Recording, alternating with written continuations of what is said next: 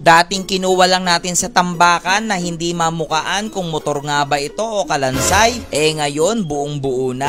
Gusto ko rin muna magpasalamat sa lahat ng mga sumubok humula dito sa magiging kulay ng kaha dito ni Dorogski dahil sa pinangako kong swing arm at shock na aking ipamimigay. Matagal-tagal na rin kasi yung huli akong namigay dito sa ating page. Ngayon nagpaplano ako na bago matapos sana itong taon na to ay makapagbigay tayo kahit isang motor lang sa laging mga nanonood ng ating mga video at laging nakasuporta at nakaabang sa ating mga bagong upload. Kaya sa video natin ito ngayon, pipinturahan na natin yung kaha dito ni Dorogski at i-announce na natin dito yung magiging winner natin dun sa ating shock at swing arm. Kaya mga ka-Lucifer, baka pwede naman nyo akong iwanan ng isang puso dyan para dito kay Dorogski dahil mabubuo na siya sa araw na ito. So what's up mga ka-Lucifer? Medyo maulan ngayon, ng ulan no? Pero kasi kailangan na natin tapusin ito. So ngayon, ano yung kailangan nating tapusin? Etong mga kaha ni Dorog. Kasi guys, sunod-sunod na ang ulan ngayon. Kung aantay tayo ng magandang panahon, baka abutin na to ng panahon pa ng hapon. So naka-ready na sila, yan na sila, nakalihan na. Tapos ayan pa. So mga ka-Lucifer natin, gusto ko muna i-congrats. Ito yung mga nanalo ng swing arm at nung shock natin. Ayan silang dalawa. Ayan o, ayan. Sila yung nanalo po at nakuha nila yung eksaktong kulay na gagawin natin. Ang gagaling ninyo manghula. Ayan o. PM nyo na ako sa page para mapadala ko na kagad yung swing arm at yung shock na aking pinangako.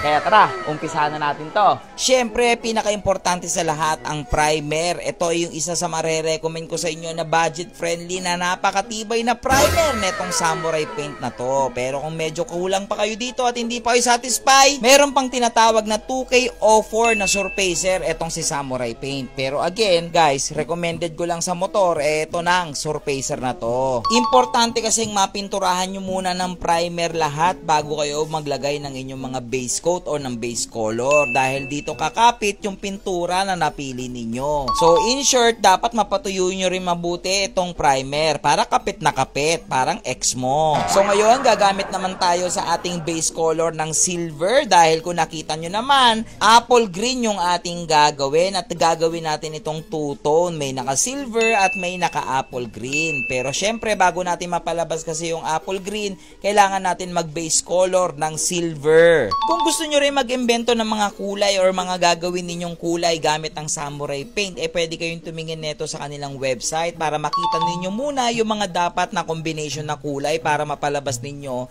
yung mga gusto ninyong kulay. Kagaya ng sa akin, apple green, di ba? Dahil two-tone yung ating gagawin at yung likuran neto ay silver lang. Ayoko naman na plain silver lang ito, kaya gagamit tayo dito ng tinatawag na sparkling silver ni samurai paint. Kita nyo naman yung kaninang simpleng silver ngayon napakarami ng kumikintab-kintab na parang glitters. Yan yung epekto ng sparkling silver. Pwede rin itong ipatong sa mga iba't ibang kulay pero pinaka-the best talaga ipatong ito sa plain silver or sa dechrome. Para yung mga ordinaryong kulay, sheesh! At ito na yung ating top color na new green ng samurai. Maganda po kasi talaga ito pag nanggaling kayo sa silver.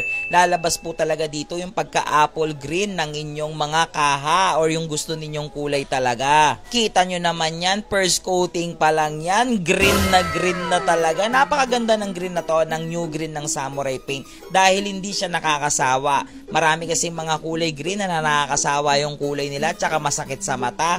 Pero itong new green ng samurai paint, tignan nyo naman, may kasamang glitters effect yan. Naalala ko tuloy yung tropa ko na nagsabi sa akin, kadiri yan, samurai paint lang gamit mo. Ew! Take note lang ha, lahat po ng motor ko, lalo na si kumpare, samurai paint lang po ang ginamit natin doon. Tignan nyo naman, nakakapalag sa motor show at nakakakuha pa tayo ng mga overall champion. Ngayon mo sabihin sa akin na samurai paint lang yan. Ew! Pinaka the best lang naman na mabibigay ko sa inyo sa pagtitips ng mga DIY na pagpipaint, kailangan nyo samahan ng tiyaga at kailangan ninyong gandahan ang pagliliha ng inyong mga kaha. Dahil dyan po magbe-base yung ganda ng resulta pag maganda po yung pagkakalihan ng kaha. Kasi kahit ano pang ganda ng pinturang gagamitin mo, kung sablay naman ang pagliliha mo at kitang-kita yung mga uka-uka, wala din. Sablay talaga ang mangyayari. Kita nyo naman yan, first coating pa lang ng top coat natin yan. Nakakapagod talaga magpintura ng motor. At guys, nakakapagod talaga siya. Pero tignan ninyo. Ganda ng pagka-green tignan nyo yung pagka-green yan, di ba? Silver natin, gintab na gintab So yung pa, hindi na makapunta doon. First coating pa lang yan. So ngayon, sa second coat ko to, tapos magpapahinga na ako. Tapos balikan ko na lang kayo. So ito, nandito na tayo ngayon sa ating shop. Cheneng! Kita nyo naman yung ating pairings. So nandito lahat sila. Naka-display lahat dito. Pinapatuyo. Actually, tuyo na yan, guys. Okay? Tingnan mo ito. Nakalaglag lang dyan. Tapos yung headlight natin. Ayan. Tapos may ginagawa lang si Kuya Russell dito na lost thread kasi. Kaya nilalagyan niya ng thread. Ngayon, dumating na rin yung lens natin. Ayan bagong lens. Yay! So ngayon, ikakabit na natin lahat ito. Let's go! Salpakan time na dito sa mga oras na to. Sobrang excited ako kasi hindi ko rin talaga sure kung ano magiging itsura dito ni Dorogski. By the way, dun sa ating idea dito sa ating kaha, kinopya ko ito sa mga Wave S or Wave 125i na kulay. Kasi ganito po yung mga nakikita kong magagandang tie concept na kulay. Kaya sinubukan natin siya dito sa ating Wave 110 at mukhang bagay naman, di ba? So yun, mga ka-Lucifer natin. Durog na dating kalansay ay ngayon kala mo bagong labas sa kasa, di ba? So ngayon check muna natin, paandarin natin. Headlight. Low, high, low, high. Ito pa malupit dyan, signal light. Signal light, hazard. Ali, tap. Di ba? Tignan nyo yung pagkapintura natin ng samurai paint dyan, samurai paint lang yan. Tignan nyo naman, napakapulido ng ating new green. Tapos meron na rin tayo ditong tep grill. So mga Lucifer natin, maglalagay tayo dito ng basket. Sa ngayon kasi, ubos na yung budget ko Kasi unahin muna natin yung upuan. Wala pa tayong upuan So ngayon mga Lucifer, para mas makita nyo ng maayos ngayon si Durog, kasi lalabas na to, aandar na to sa labas. Pasukan ko muna na kayo ng kapirasong montage!